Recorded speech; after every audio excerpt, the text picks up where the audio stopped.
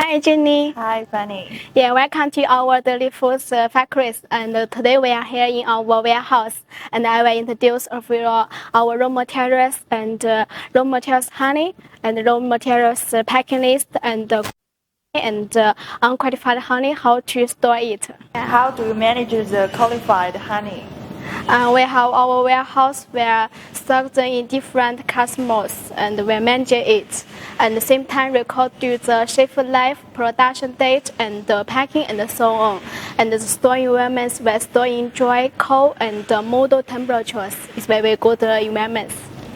How do you manage your warehouse and what materials are stored separately? Yeah, we have different separate warehouse can store like this raw materials and packing raw materials and qualified honey and unqualified honey. And we have the warehouse management is responsible for establish sound entry and extra registration systems. It's very good. Fanny, how do you manage the raw materials in the warehouse?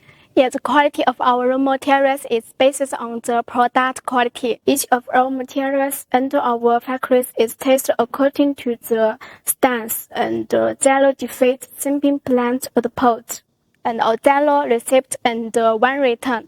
Our company established our silence systems, silence management systems, and we assist them with the high quality standard and receive the first class customer supplier to ensure our high quality standard honey.